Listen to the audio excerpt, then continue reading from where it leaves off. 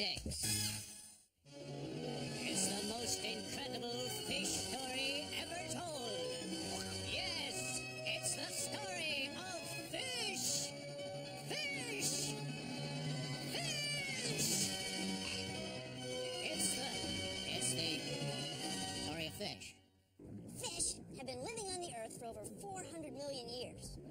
Fish have something that you and I have. Fish had them first. Talking about backbone. Now,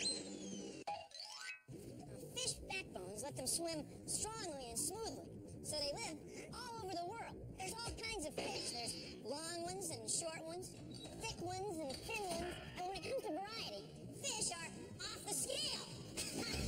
Get it? Off the scale.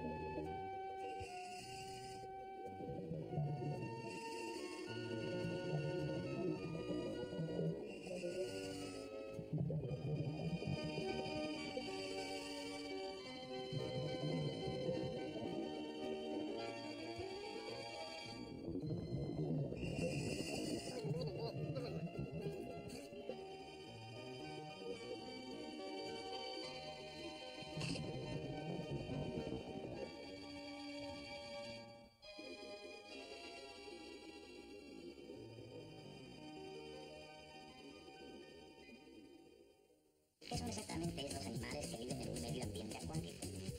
¿Cómo funcionan? ¿Cuáles son sus hábitos y características? En definitiva, ¿qué es un pez? ¿Qué es un pez? What is a fish? Well, a peces grandes. ¿Grandes? A peces pequeños. A peces pequeños. Because they've got it worked out. I gotta wear the suit just to keep warm. I've got to wear these weights just to get down. Fish can go up and down all they want. And the fins, you gotta strap them on. Fish have theirs built in. And I can't even get started without this. I couldn't even breathe. But it's fine though. Backbone, that I've got. I've got that. But let's get started. The name is Pond. Fish Pond. But surely you must know, Mr. Pond, that while fish can breathe underwater, secret agents cannot.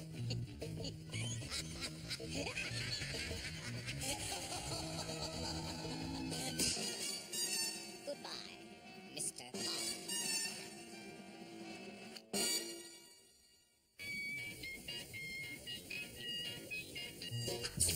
All fish have backbones.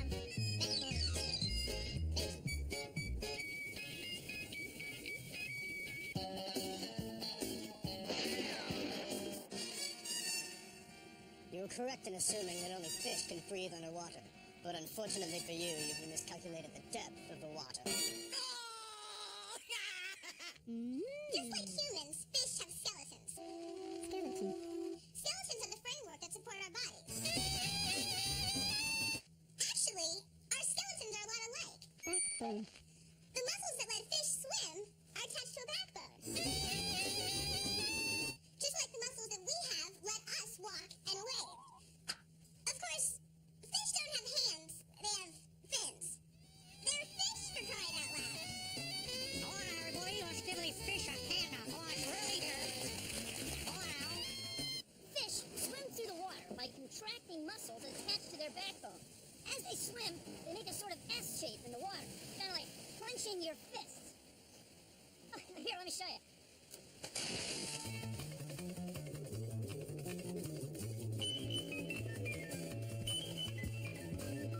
Contracting muscles attached to their backbone.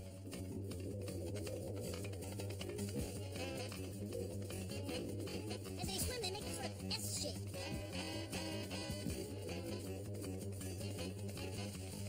As the muscles contract, the fish make a sort of S shape in the water.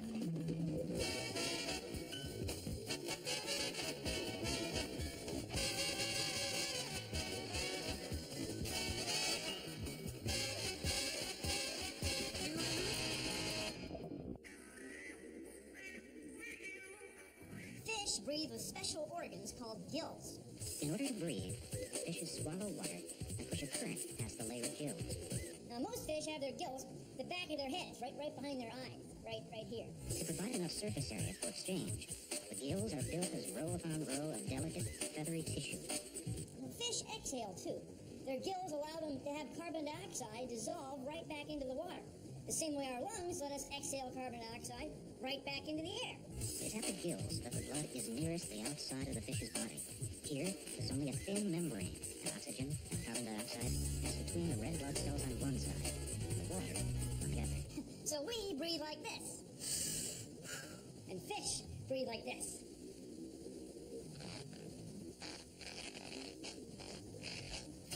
Each year, fish scales grow a little.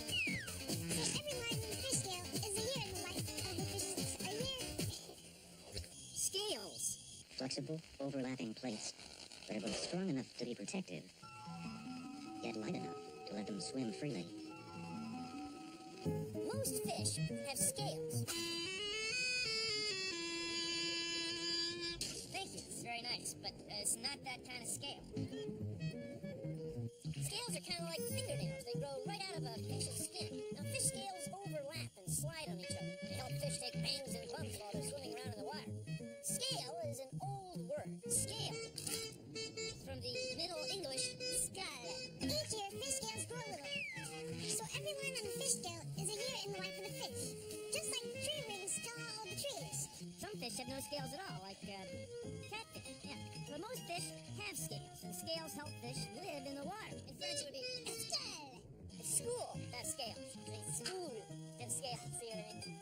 Yeah. And that's all fish scale.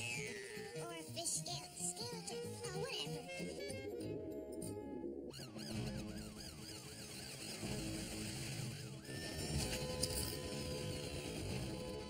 Next on Fish and Chips. No, man, I'm fish, he's chips. Oh, okay. Where does the air come from that fish breathe? Now, please, consider the following. The oxygen that we breathe comes from plants. The same with fish. Only the plants that make their oxygen live in water. Now, fish can get oxygen another way, too. Take a look at this. This is a cylinder of water. And this is a vacuum pump. When I turn it on, I'm pulling all the air from above the water out of here. And watch.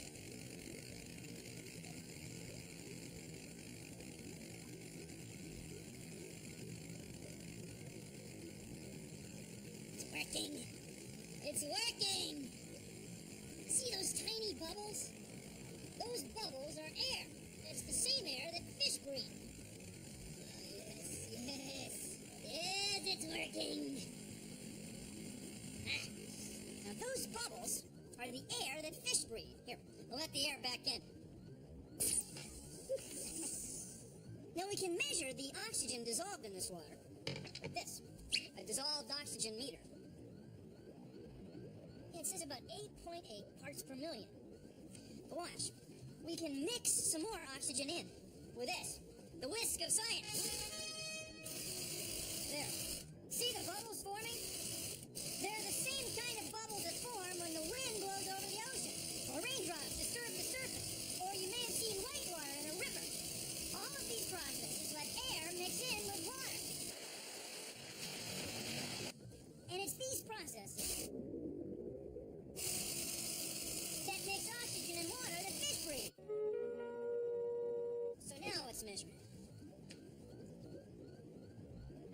Now it's reading slightly higher, about 9 parts per million, in just those few moments. So fish get the oxygen they breathe from plants, but they also get it from the air, when it churns and mixes with water. Well, thank you for joining me on Consider the Following. Pufferfish. It enlarges its body with water, causing its spines to stand erect. When the danger has passed, the puffer gradually returns to its original, more streamlined shape. You decide. Fish or not? Starfish. Fish or not? Silverfish. Fish or not?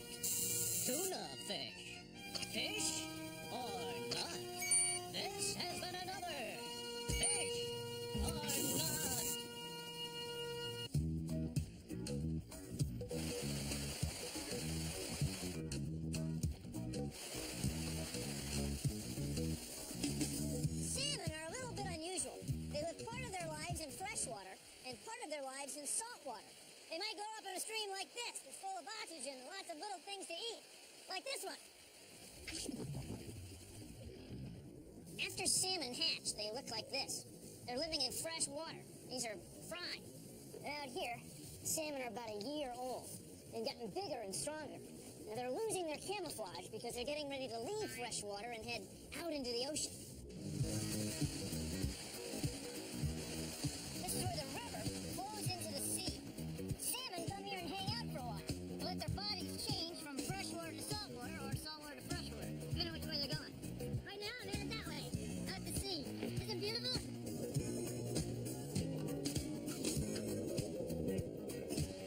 Salmon spend years out here in the ocean, eating and getting bigger and stronger. Then eventually, when it's time, they head back upstream to a place like this, where they spawn. Now, salmon don't swim back to just any stream. No, they swim back to the very same stream they were born in.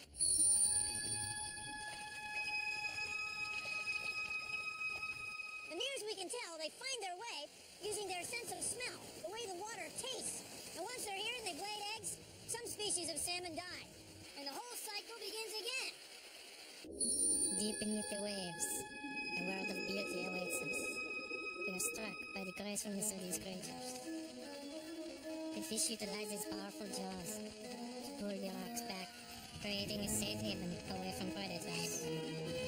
Instead of hands and feet, fish have fins. Now, fish fins have bones in them called rays. The fins are composed of a thin web of skin, supported by rays. And the skin between the rays is called a membrane. So fish fins kind of work like these fins. This looks like the membrane, and these look like the rays. A lot of fish fins, as they go through the water, form a cut, which allows them to push very strongly on the water they're swimming through. It worked great. Of course, fish are better at it than we are.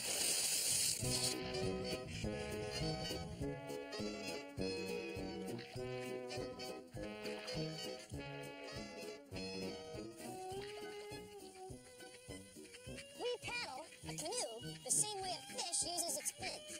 See, when I push on the water with the paddle, the force goes through my arms and my bodies into the boat.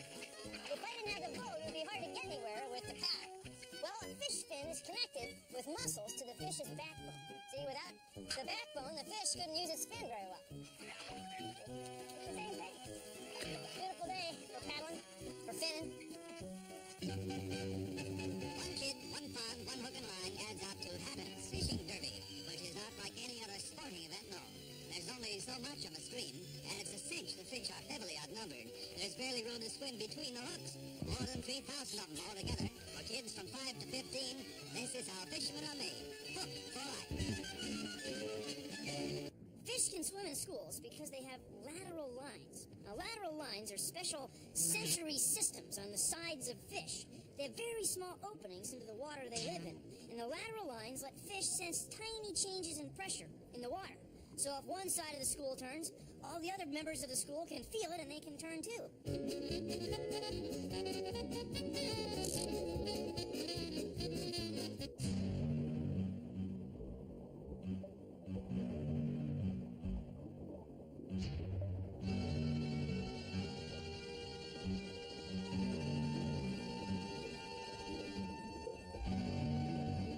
These are sharks. Now, sharks are fish that have been on the earth a long time. They're very successful. They have a backbone, but the bone isn't really made of bone. Instead, they have cartilage, the same stuff at the end of your nose is made out of. Sharks also don't have scales like regular fish. They have small, bony scales that are very close together. This magnified view shows these plates called denticles, tiny thorn-like plates in the skin. That's what gives them such tough skin, shark skin.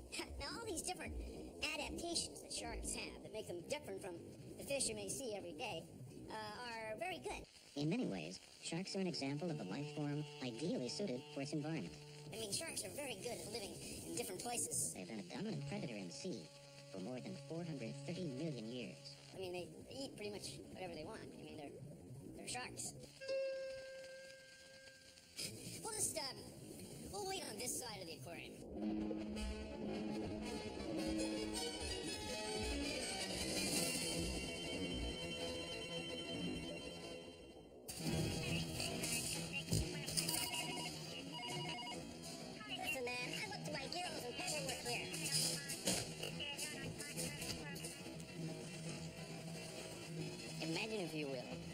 motorcycle cop named Fish and his ticket-writing sidekick, Chips. Two backbones of justice pledged to fighting the slime of the ecosystem.